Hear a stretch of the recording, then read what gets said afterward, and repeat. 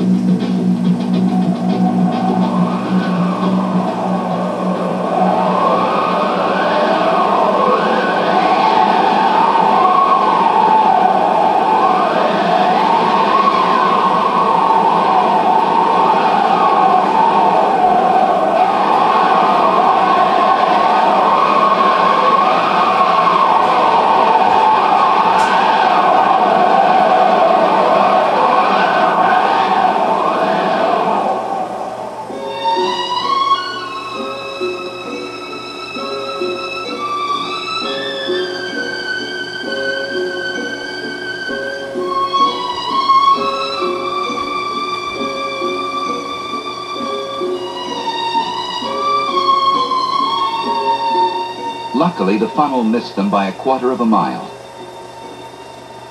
Nevertheless, they were prepared, even for the unpredictable.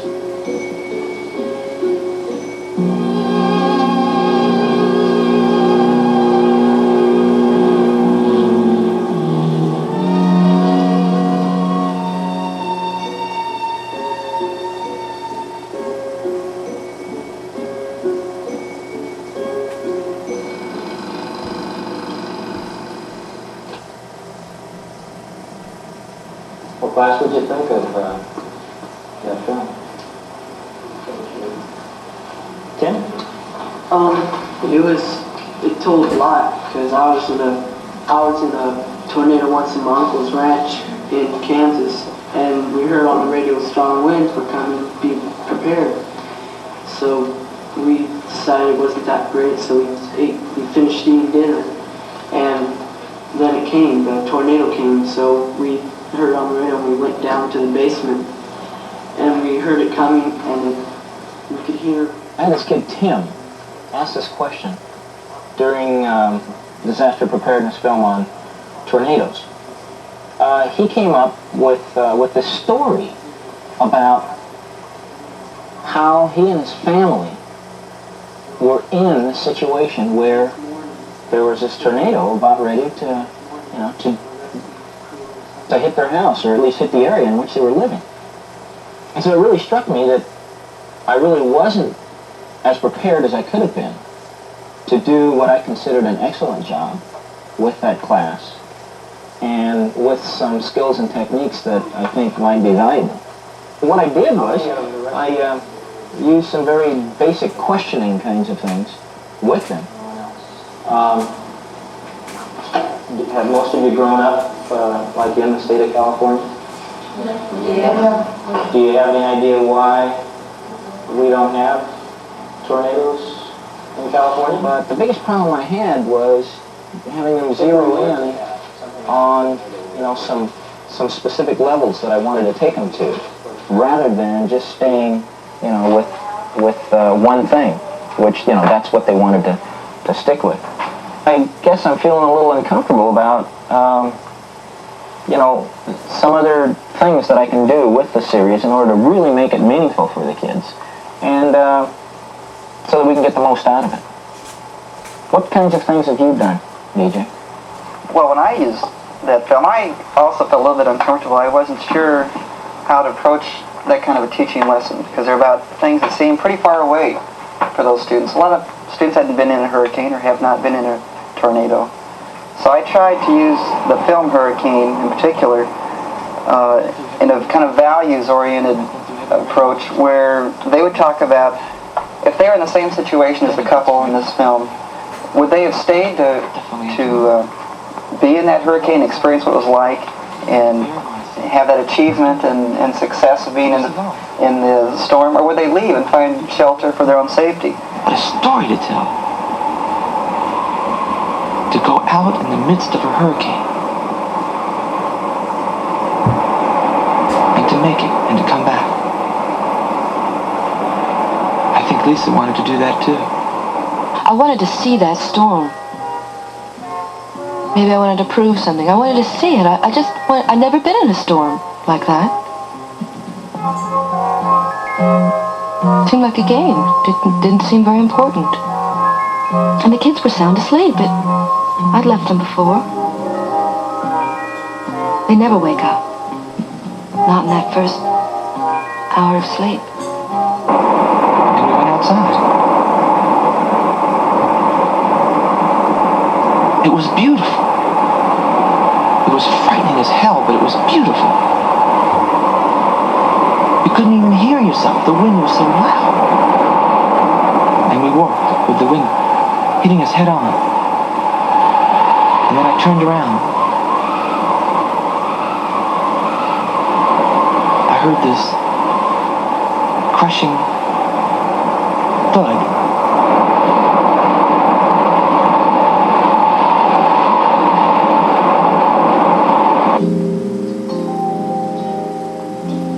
Coming up.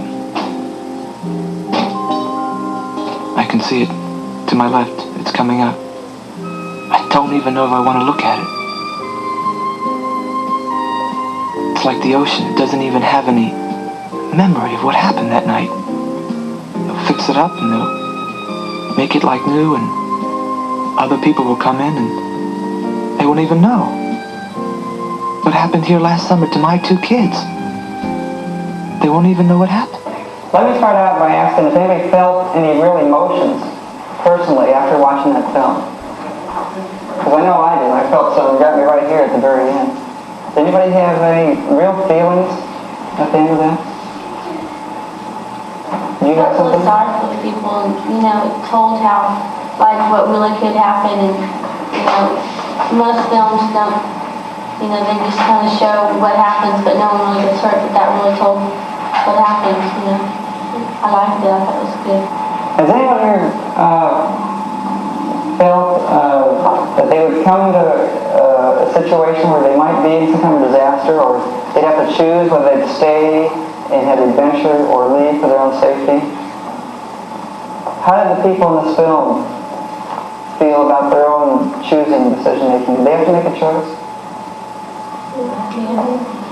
Okay, what choice did they make, Sybil? Well, they stayed there, but she wanted to stay there and he wanted to go, to protect the family, but she was too stubborn because she really wanted to see what it was like. I tried to use a lot of different techniques, the small groups, getting to that values level rather than just the facts and concepts level.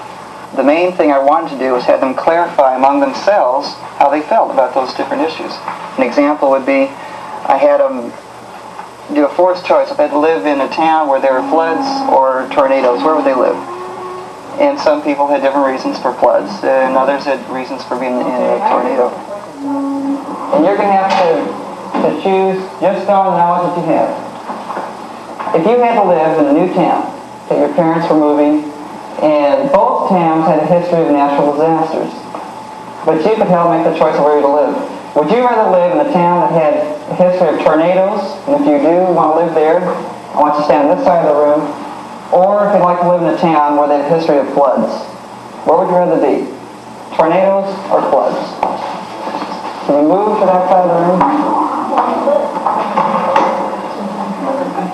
Okay, let me do another issue. This one, I want you to choose, would you rather be in a town where they have a history of forest fires, and that's this side for the fires, or hurricanes on this side? Hurricanes or just looks like that, I didn't know all that together. Okay. We had the earthquake film, and it started with, more cognitive. I think it's more cognitive than the other film, although it goes up to valuing and decision making. Seemed calm. Below, there was unrest.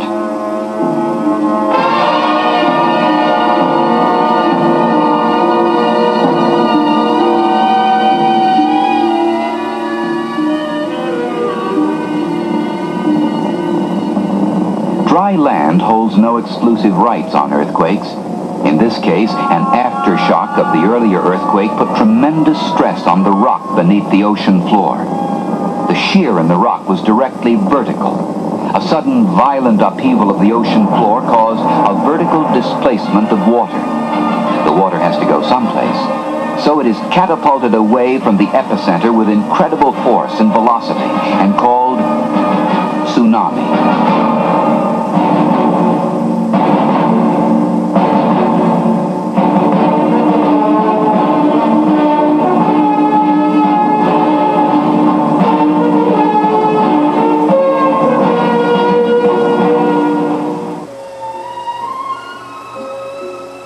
Jeff and Debbie have missed the radio warning, and perhaps they never knew that unusually low tides or earthquakes along coastal areas are in themselves tsunami warnings. In deep parts of the ocean, a tsunami may cause a mere ripple of 1 or 2 feet, its enormous mass hidden by the depth of the water. But as it nears the shallow waters of a coastal area, there is no place for the tsunami to hide. The bottom forces it up and up to the devastating height of 50 feet or more. Jeff! What is it? Oh my God, it's a tidal wave. Let's get out of here.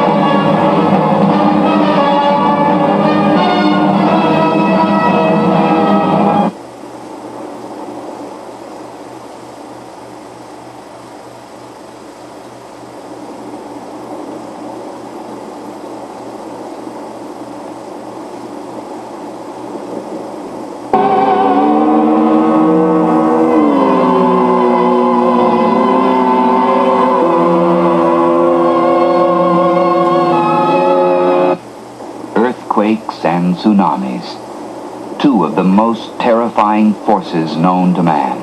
Learn all you can about them. Then think about it. I think what I'll do to just start the discussion going is read something from our little booklet here. And so I chose to use with this one the classroom meeting technique. And I thought it worked beautifully because they started on a cognitive level and they worked up to an affective level. And as you probably know, in the classroom meeting technique, the teacher plays a very low-key role. And I was very pleased. I was very pleased with this. And I used as a motivation factor the earthquake stories out of the manual that we have here. And it seemed to be a good motivating factor. And the students responded to each other. And I really had to do very little in the way of clarifying. I had to do very little in the way of refocusing because they seemed to be so excited by having seen the film that they were very easily motivated. Well, if you're in a city that is earthquake prone, then you should have the preparations, when you have it, because you know what to do. Like in San Francisco, the San Jose Falls, somewhere around there, you should know what to do. It says here in the book that in May 1960, a tsunami killed 61 people in Hawaii, and the people that got killed, they just thought it was another false alarm. So they didn't do anything about it. Some things that are true in just about any emergency. Can you tell us some of those things? Do you think you should kind of pitch in and help whoever? You should cooperate with the... Cooperate or help out? Cooperate and help out with the emergency organization. So stay put and listen to directions from the radio or the television. Have certain pieces of equipment available like flashlights. So at the end I summarized what we did, and I was especially thrilled with the classroom meeting technique on that particular film. Before I showed Winter Storm,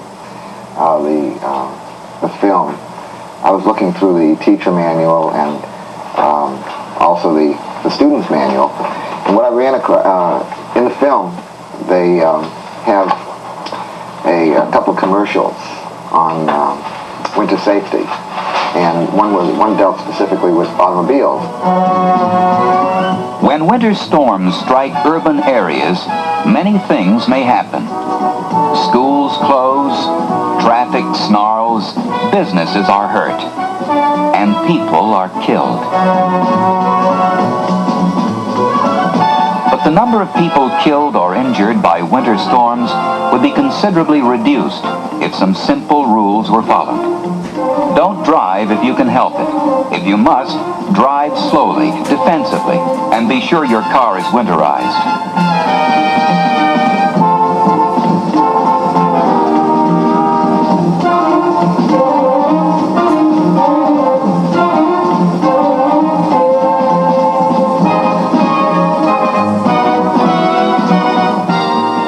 Carefully, and don't take unnecessary chances.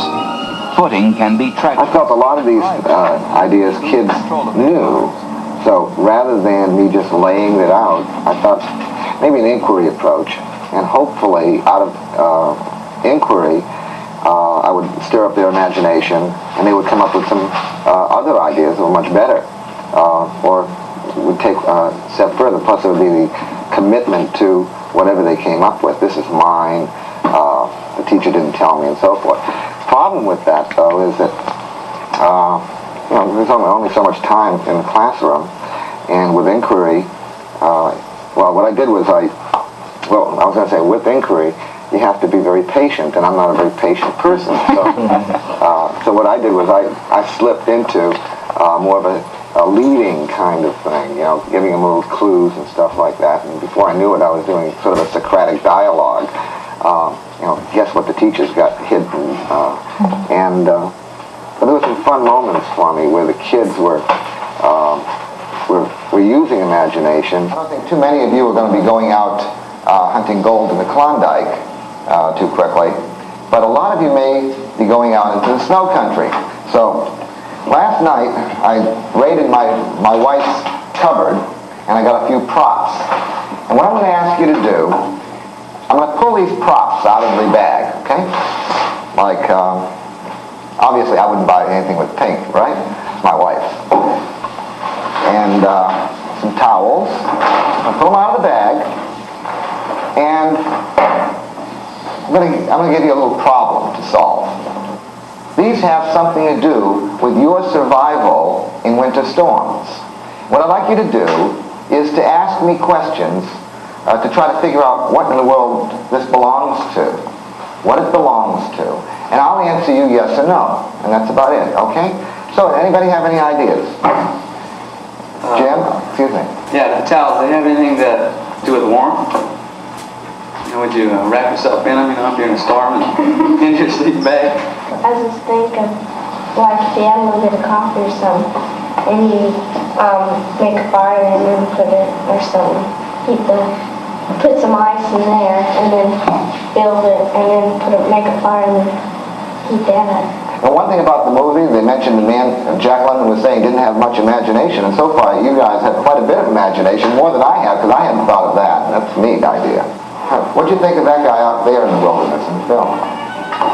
See his transportation, just foot. Yeah.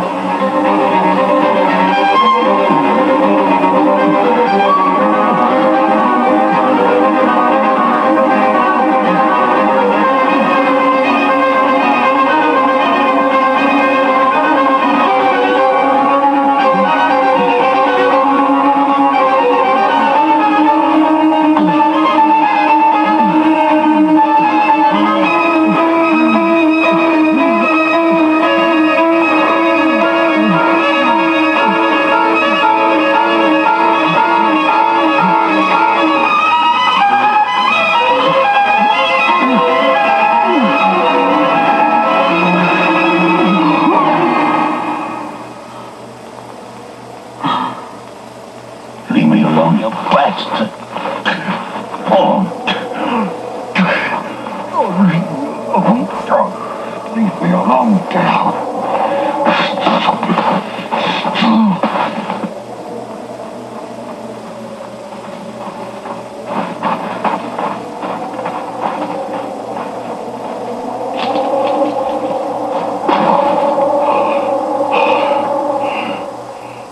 How about the running? Remember he ran in the film? Yeah. Jumping? What'd you think of that? Keep warm. Keep warm. Keep warm? He got exhausted. Yeah. That's why he said that.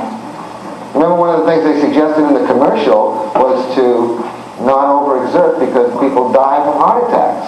I'm excited because this is such a comprehensive package with the films and the film strips and the teacher's manual and the booklet. And It's really designed open-ended that way, so it's really helpful for the teacher. Well, the thing is, going through the materials, my imagination's been stimulated because it gives me different ways of teaching, not only in defense civil preparedness, but in other kinds of, in more normal subject matter. And I've got to look at the purpose of why am I in there? And I think too often I'm in there just giving out information. And I don't see this series as just giving out information. It's getting the kids to look at their own lives. Teddy, I always have a great deal of difficulty using film in the classroom. I'm not sure how to introduce the film. I'm not sure how to lead a discussion afterwards. That's why I use that. I thought maybe bring some other objects in. It was more comforting. And so it's I've had a lot of flops with films. And what you did when you were talking about the thing you did the other day, using the class meeting. Now, I've heard about class meetings. I don't know too much about it. But I always thought the class meeting had nothing to do with content or subject matter. I thought it was sort of the kind of thing you deal with, your problems in the classroom and stuff like that. Problem-solving technique, possibly, rather than a lesson. So, but you used it for the content. well, partially. We started with that, and that's what was so neat about it, because we started on a recall level. And having just seen the film, and the film did have some cognitive information. And so we started on the recall level, and then we worked up to comparing, and then worked up to decision making, and then to the highest level of valuing. Another thing that I see is the fact that it can be interdisciplinary. We can use it as social studies, we can use it in language arts for creative writing, for role-playing, improvisation techniques. We can use it in science, definitely. There it is, science. And music, I can see, well, you were playing your guitar a little while ago, and there's a lot of ways that we can tie in music and art. I can see a mural taking up a whole wall. And also the safety aspect of health education, health and safety. Right. Yeah, definitely. A lot of times health is left out in most curriculum areas, and you can really put this into how a person can be involved in his environment, a healthful environment, and stay in that environment. And phys ed, how about creative dance? I can see a hurricane and a tornado. All these kids with all that rhythm, certainly. I guess, the questioning strategy that I used may have been a little more basic, a little more simple than what you were able to get into with your technique. But I really think that I've got some good stuff, and now I'm really interested in going back and doing some fun things with my kids. And so that's what I'm going to do. We may have a little bit of work to do on the film that we're going to get into. And that has to do with nuclear disaster. So, I think what I'll do is get right on into that and see what you think about it, because it really has a kick at the end.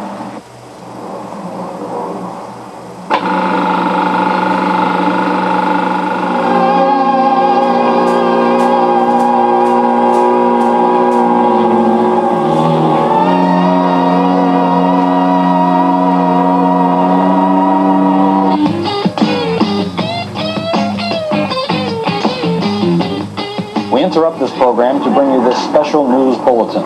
After more than 6 months, peace talks between the major powers have just broken off. After an hour and a half of a planned 3-hour session this morning, members of both delegations stalked out of the conference room. Grim-faced, None of the delegates would speak to reporters, so at this point it is only conjecture as to what caused the rupture. But the disagreement obviously was serious. Confidential sources close to the talks report